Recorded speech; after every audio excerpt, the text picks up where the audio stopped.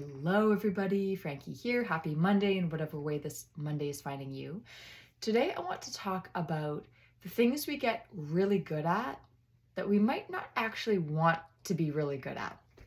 So we all, I think, know that practice makes perfect or progress, which is what I prefer, right? That when you are consciously working on something, when you're putting a lot of effort and energy into it, you're caring about technique, you're building muscle memory, you're building neuromuscular connections, and sometimes those things then can become shorter and shorter shortcuts to something, right? So at first you might be learning a swim technique or a dance technique or a running technique. And then over time with repetition, you're not consciously having to focus on it anymore. It's just becoming natural and a part of your feel. It's becoming integrated. Now, what are the things that you practice that you might not want to be getting really good at?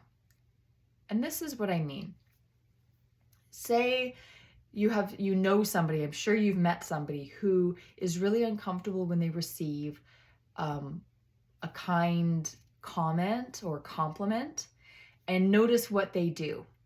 And if they tend to do it every time they get a compliment. So maybe they immediately receive the compliment and then they minimize it, or they criticize themselves in a way to sort of even it out, or to get rid of that discomfort from receiving a compliment. Or you might see somebody who tends to react in not a really positive way to a certain kind of situation. Maybe it's a setback, and every time things don't go their way, they might engage in self-destructive behaviors, or they might react in a way that seems bigger than the nature of the experience might to you feel would make sense, right? And there's more and more and more, right? Ways that people deal with criticism, ways that folks get really, really close to something that they want, but then they maybe self-sabotage a little bit, right? We all have patterns. We all have things we're really, really good at that we might not want to be really, really good at. And so on this Monday, I encourage you to reflect and pick one thing that has become a habit. It may have actually become such an ingrained habit that you don't even notice it happening anymore. It's like it just short circuits. It's an immediate reaction.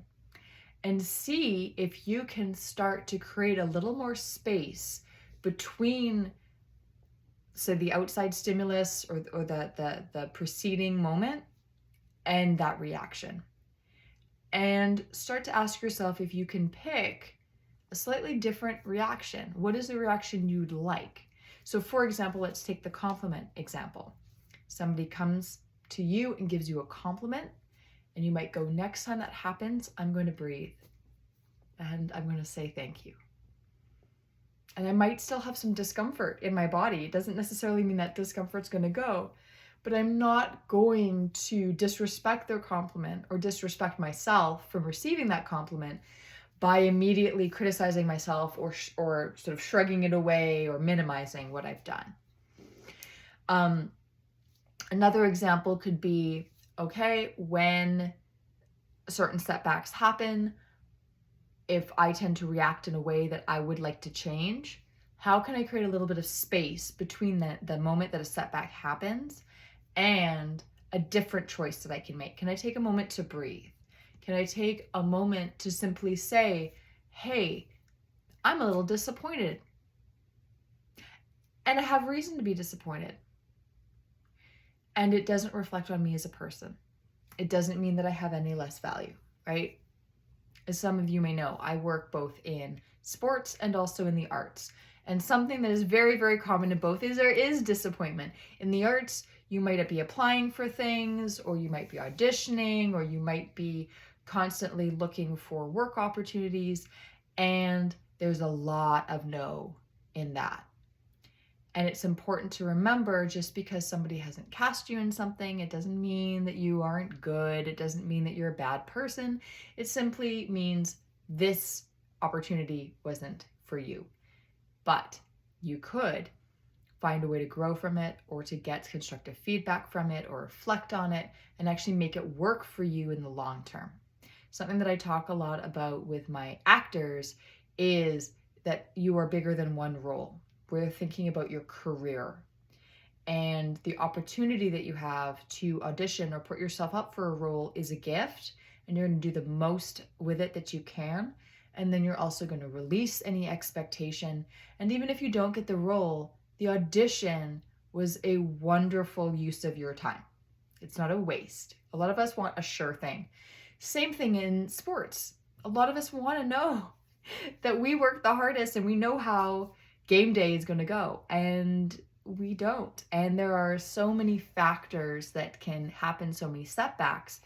And what I've seen in myself and in my clients is how you manage the setbacks and you reset can actually influence the remainder of that competition, not to mention the remainder of your race season or your competition season, as well as thinking more long-term about your career. And often then people will see setbacks as really great learning opportunities that you can use to make yourself stronger. Other people might self-destruct when they encounter a setback or a disappointment. And there are an infinite number of examples of habits that we all have that are maybe a little unconscious, and they're not necessarily things that we would like to be a habit. So take this week, reflect on something that you'd like to change as a habit, and it might just be a tiny recalibration, and give yourself permission to go back to a time when you went into that habit and to think of a different time or a different way that you would react in that moment. You can also write things out or rehearse them, because it can really help sometimes in difficult, challenging situations to have already tried a few things out and to have those preset, especially if you react in stress or you experience like a freeze or a fawning response and you want to have something ready so that you can try something different. Here's an example. I find it hard to advocate for myself. I find it really easy to advocate for others. I find it hard to advocate for myself. And there have been times in the past where I'll just drop it and I'll just remove myself, or I'll move on, or I'll be disappointed, or I'll absorb. And so something that I have been working on in the last little while is actually moving into that discomfort and saying, I need to have this conversation with you. And it doesn't necessarily mean that I know how that conversation is going to go, but that I can really be proud of myself for having that conversation, for going to bat for myself in a way that I would do for somebody else. And so that is me trying to find a new habit and to get good at this new habit as opposed to my old habit that I'm very, very good at. And it is wonderful because it adds to your sense of self. It also adds to your sense that you have choice and you have control, that you aren't just something just happens to you and you really have no control over the situation. You feel like there are outside forces working against you, but rather that you can navigate the waters. The metaphor that I love is, and I have never actually done this, but it's like my parents used to do like whitewater rafting and canoeing through fast moving water, for example. And in those situations, right, we can't make the water calm down. Like, we are in that area where the water moves that fast and there are rocks and there are trees, there are currents going one way or another, right? But what we can be good at is reading the environment and having the skills to be able to navigate those waterways, trusting in the integrity of the raft or the boat, trusting in the integrity of our tools like an oar or a paddle, and trusting in ourselves and our ability to read a situation and make a choice. You choose whatever metaphor you want, surfing, whatever. I don't know. I love water as a metaphor. And we can't control the outside circumstances, but we can control how we show up, and we can control the way in which we meet setbacks and challenges. Because real character is not about who we are when things are going well.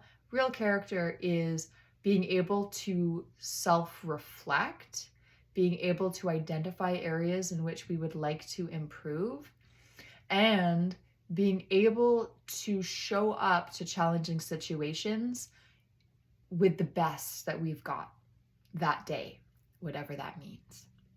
Okay, that's enough from me. You take care of yourselves and you take care of each other, and I'll see you all again soon. Take care and bye.